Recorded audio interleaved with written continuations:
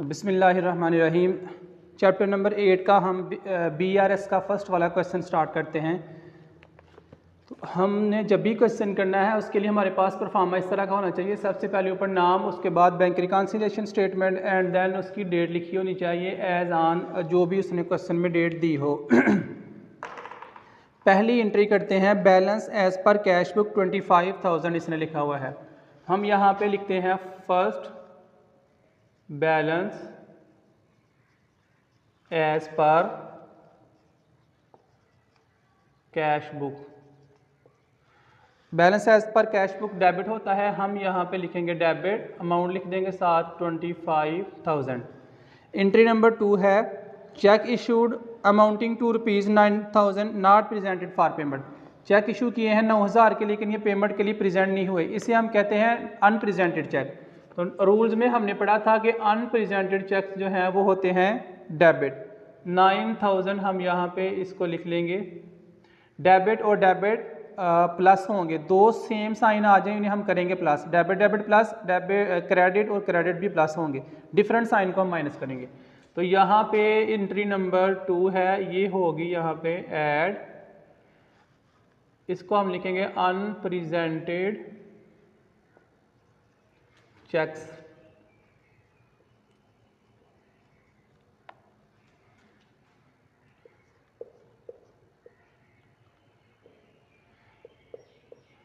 Sign इसके साथ हम कैरी करेंगे बड़ी अमाउंट का। नंबर 3 पे एंट्री है, cheque deposit but not clear. Cheque deposit करवाए हैं ये, लेकिन ये क्लियर नहीं हुए। इन्हें हमने रूल में पढ़ा था, ये अनक्लियर चेक हैं। अमाउंट इसकी है 6,220, हम यहाँ पे लिखेंगे 6,220। अनक्लियर चेक क्रेडिट होते हैं, यहाँ पर हम इन्हें करेंगे माइनस। तीसरी एंट्री इधर लिख देते हैं लेस अनक्लियर चेक।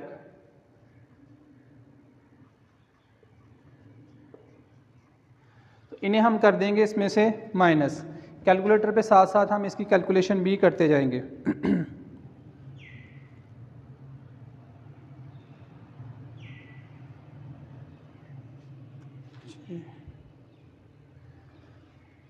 $27,780 साइन हम इसके साथ कैरी करेंगे बड़ी अमाउंट का। इसके बाद हमारे पास एंट्री नंबर 4 उसने दी हुई है,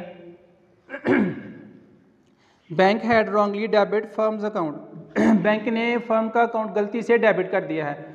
तो बैंक जो अकाउंट गलती से डेबिट करेगा हम उसे क्रेडिट करेंगे और बैंक जो गलती से क्रेडिट करेगा उसे हम करेंगे डेबिट। तो बैंक ने गलती से डेबिट किया हुआ है, हमने यहाँ पे करना है इसको क्रेडिट। अमाउंट इसकी दी हुई है 1,424। यहाँ पर हम लिखेंगे इसको bank wrongly debit.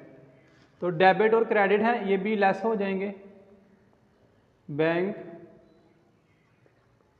Wrongly debit. तो हमने इसे कर देना है क्रेडिट, माइनस कर देंगे 1,424। अब आंसर आ जाएगा इसका 26,356। साइन कैरी करेंगे इसके साथ बड़ी अमाउंट का। लास्ट पे हमें इसने एंट्री दी हुई है, entry number 5, bank charges debited in passbook. Bank charges passbook ने डेबिट की हैं, अमाउंट है इसकी 70 रुपीज़।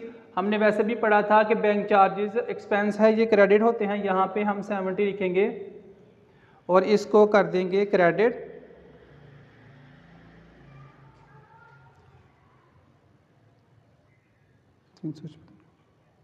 -70। तो इसका हमारे पास आंसर आ जाएगा 26,286। साइन इसके साथ आएगा डेबिट का। यहाँ पर हम इसकी एंट्री लिखते हैं बैंक चार्जेस, हम यहाँ पे लिखेंगे बैंक चार्जेस। तो ये हमने इनको क्रेडिट कर दिया है, यहाँ पर इसे लिख देंगे लेस। एंट्री नंबर थी हमारी 5। ये बेसिकली हमारा आंसर आ गया है कैलकुलेशन के बाद। अब हमने जो इसका फाइनल आंसर लिखना है उसमें हम इस तरह करते हैं कि इस डेबिट के साइन को क्रेडिट में कन्वर्ट करेंगे, आगे इसका आंसर लिख देंगे और साथ ये है कि हमने फर्स्ट में ये क्वेश्चन स्टार्ट किया था balance as per cash book से। अब हम इसका जब हमने आंसर लिखना है तो यहाँ पर हम लिखेंगे बैलेंस एज पर पासबुक। ऊपर अगर कैश बुक से स्टार्ट किया है तो नीचे हम इसको पासबुक में कन्वर्ट करेंगे। ये हमारा क्वेश्चन नंबर 8 कंप्लीट हो गया। क्वेश्चन नंबर 9 स्टार्ट करते हैं। पहली एंट्री इसने दी हुई है balance as per cash book 60,000। तो हम यहाँ पे लिखेंगे first balance as per cash book. तो balance as per cash book को हम नॉर्मली डेबिट ही लिखते हैं। इसका अमाउंट है 60,000। एंट्री नंबर 2 है profit on account credited by bank 3,000 के प्रॉफिट जो है ये बैंक ने क्रेडिट किया है। रूल्स में हमने पढ़ा था कि बैंक क्रेडिट करेगा तो हम इसे करेंगे डेबिट। तो वैसे भी प्रॉफिट जो है ये इनकम के तौर पे लिया जाता है, इसे हम इसलिए डेबिट करते हैं। ये हमारा 3,000 है, इसे हम करेंगे एंट्री नंबर 2। ऊपर वाला डेबिट था, नीचे भी डेबिट है, तो इनको कर देंगे हम add. Profit credited by bank, इन दोनों को हम प्लस कर लेंगे, ये बन जाएगा 63,000। हम साइन इसके साथ आ जाएगा डेबिट का। नंबर सी पे इसने ABC लिखा हुआ, हम वही साइन यहाँ पे यूज़ करते हैं। नंबर सी पे ट्रांजैक्शन इसने दी हुई है bank paid 10,000 as rent on behalf of account holder. Account holder के कहने पर बैंक ने रेंट पे किया है। ये बेसिकली एक एक्सपेंस है जिसकी वजह से कस्टमर के अकाउंट में कमी होगी। तो कमी होगी तो बैंक क्या से करता है डेबिट, हम इसे करेंगे क्रेडिट। वैसे भी हम एक्सपेंसेस को क्रेडिट ही करते हैं। तो यहाँ पे हम लिख देंगे 10,000, यहाँ पे इसको क्रेडिट करेंगे। तो ऊपर डेबिट है नीचे क्रेडिट है, हम इसको यहाँ पे लेस करेंगे सी वाली एंट्री को। नरेशन इसकी है rent paid by bank,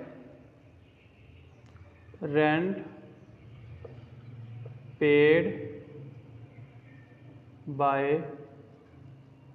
bank. तो डेबिट और क्रेडिट माइनस हो जाएंगे, साइन बड़ी अमाउंट का कैरी करेंगे और 60 में से 10 माइनस कर देंगे, यहाँ पे रह जाएगा 53,000। एंट्री नंबर डी इसने लिखी हुई है bank collected dividend on share 5,000। Bank ने शेयर्स के ऊपर डिविडेंड कलेक्ट किया है 5,000। तो डिविडेंड जो है ये इनकम है, इसको हम डेबिट करते हैं। यहाँ पे हम कर देंगे डेबिट और डेबिट दोनों ऐड हो जाएंगे। सी के बाद डी वाली एंट्री है, इसकी हम लिखेंगे डिविडेंड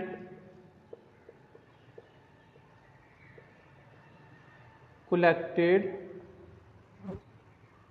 बाय बैंक। तो ये भी डेबिट था, ये भी हमारे पास डेबिट है 53 और 5 हो जाएगा हमारे पास 58,000। साइन इसके साथ कैरी करेंगे डेबिट का। एंट्री नंबर ई और सेकंड लास्ट एंट्री इसने दी हुई है 8,000 cheque paid into bank but not collected. इन्हें हम कहते हैं ये अनकोलेक्टेड चेक हैं। तो यहाँ पे डेबिट है, हम इधर इसको करेंगे क्रेडिट, क्योंकि हमने रूल्स में पढ़ा था कि अनकोलेक्टेड चेक्स जो है ये क्रेडिट होते हैं। इसका आ जाएगा 50,000, साइन आएगा इसके साथ डेबिट का और इसकी एंट्री हम लिख देंगे अनकोलेक्टेड चेक। तो डेबिट और क्रेडिट हम इनको कर देंगे लेस, क्योंकि ये दो डिफरेंट साइन हैं। अनकोलेक्टेड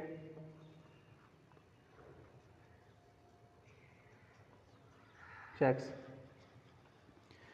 आगे लास्ट वाली एंट्री एफ वाली इसने लिखी हुई है cheque issue but not presented to bank for payment. Cheque issue किए थे लेकिन बैंक को पेमेंट के लिए प्रेजेंट नहीं हुए, इन्हें हम कहते हैं अनप्रेजेंटेड चेक्स। अमाउंट है इसकी 6,000। अनप्रेजेंटेड चेक हम डेबिट करते हैं, यहाँ पे हम इन्हें कर देंगे डेबिट। इसका आंसर आ जाएगा 56,000, साइन इसके साथ आएगा डेबिट का और यहाँ पे हम लिख देंगे अनप्रेजेंटेड चेक्स और दोनों ऐड हो रहे हैं तो बाहर हम ऐड शो करवा देंगे। एंट्री नंबर है हमारे पास एफ। तो ये इसका आंसर आ गया। इसके बाद हमने जब फाइनल आंसर लिखना है तो इस डेबिट को कन्वर्ट करना है क्रेडिट में। 56,000 यहाँ पर लिखेंगे इसका आंसर। ऊपर हमने शुरू किया था balance as per cash book से, नीचे हम इसका आंसर लिख देंगे बैलेंस एज पर पासबुक। जब हम ये क्वेश्चन स्टार्ट करते हैं किसी एक बुक के बैलेंस से, कैश बुक के बैलेंस से करना हो या पासबुक के बैलेंस से, तो नीचे हम इसको चेंज क्यों करते हैं? उसकी वजह ये होती है कि अगर हमने ये क्वेश्चन या ये रिकन्सिलेशन जो है स्टार्ट की है कैश बुक के बैलेंस से, फिर हम इसे कंपेयर करेंगे पासबुक के बैलेंस से, इसीलिए हम इसका टाइटल चेंज करते हैं। ऊपर हमने कैश बुक से स्टार्ट किया, नीचे हम ये क्वेश्चन पासबुक के बैलेंस के साथ कंपेयर करके इसको ख़त्म करेंगे।